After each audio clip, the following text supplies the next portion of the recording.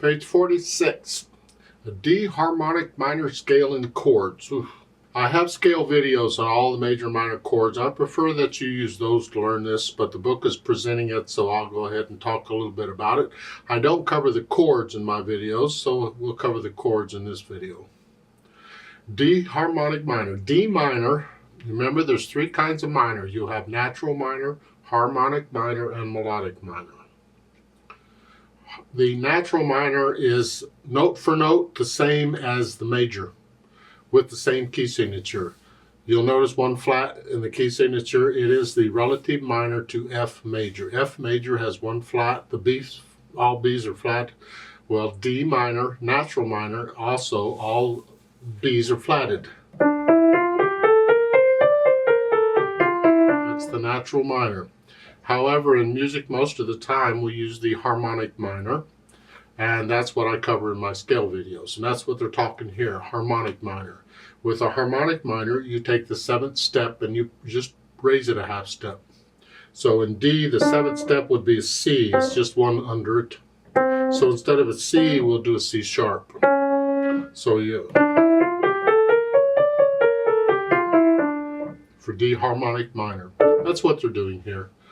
On the left hand is, I cover the whole thing in my scale video. I prefer to do. I don't like using music with the scales. I want to focus on the keys, what the hands are doing, and what the feel is on this. And for the chords, just the primary chords, the 1, 4, and the 5, 7.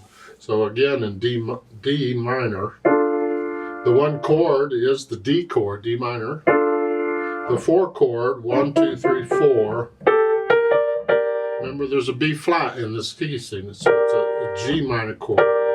And then the 5th, 1, 2, 3, 4, 5, except we're using a harmonic minor, so we're going to use the C sharp here. Because really it's this, C minor, but we're using the harmonic, we use this. That's the 5, and then we add the 7th here.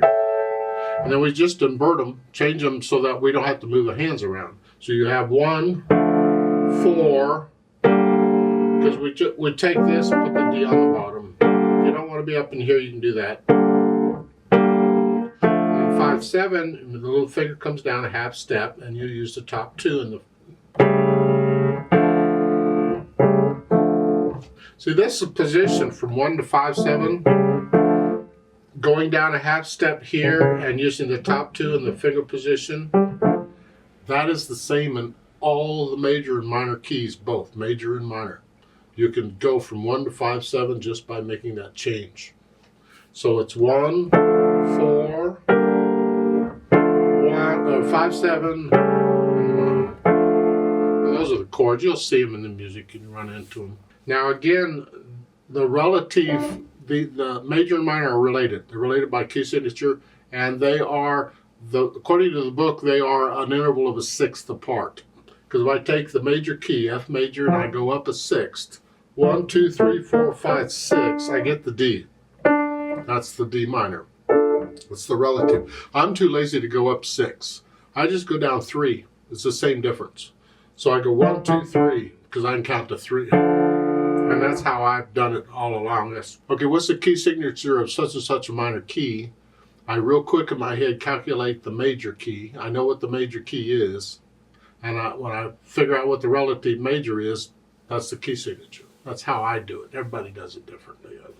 It's best to just know the scales. Let me know if you have any questions, but that's about all I have to say on that. For now, I'm assuming the next few pieces we get now will be in D minor.